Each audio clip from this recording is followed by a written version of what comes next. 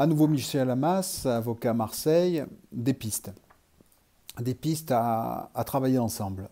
Premier élément qu'il faut prendre en compte et qui n'est pas trop pris en compte à l'évidence, c'est la rupture totale qui est organisée par les magistrats dans le cadre des placements. C'est brutal, c'est-à-dire qu'on passe, dans la plupart des dossiers, de une vie familiale à plus rien. C'est-à-dire c'est la destruction totale, c'est la conception même de la décision qui est mauvaise, c'est-à-dire qu'il y a une rupture totale dans la famille, dans le lien familial, il y a une brisure avec une visite par mois de 1 heure ou parfois 2, mais bon, et ça pendant plus d'une année la plupart du temps. C'est la conception même de ça qui n'est pas possible. Ça brise le lien, ça brise des familles, et c'est le contraire de ce qu'il faut faire. Et la durée est beaucoup trop longue. La durée est longue parce que les magistrats sont écrasés par les procédures pénales. Ça, c'est à réformer. L'état post-traumatique des familles, pas du tout pris en compte. Ce dont il faut parler également, c'est le après. C'est le après.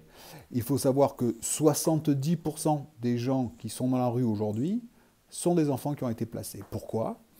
Parce que le lendemain du placement, des 18 ans, il n'y a plus rien.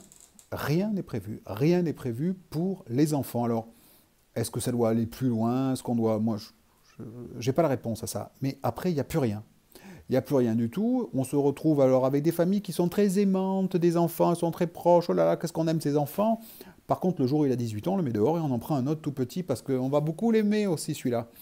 Ça me pose une grosse difficulté. Moi, personnellement, le fait que les familles d'accueil qui sont si aimantes, qui sont en fait nos adversaires, parce qu'il faut voir comment ils fonctionnent dans le cadre des placements.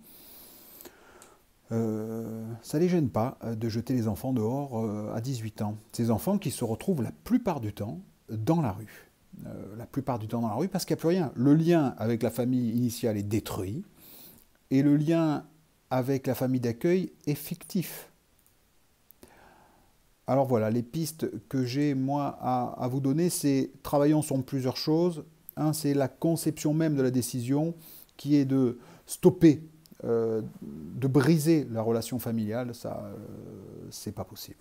Voilà. C'est contre ça qu'on a à se battre. On a à se battre aussi dans la notion même du juge pour enfants qu'il y a deux types de décisions, d'attribution. C'est la violence des enfants mineurs, et 80% des délits, 75% des délits sont commis par des mineurs, donc le juge est perdu. Et l'autre mesure, c'est, pour le juge, c'est l'AEMO. Du coup, le juge des enfants en cadre AEMO, il est perdu.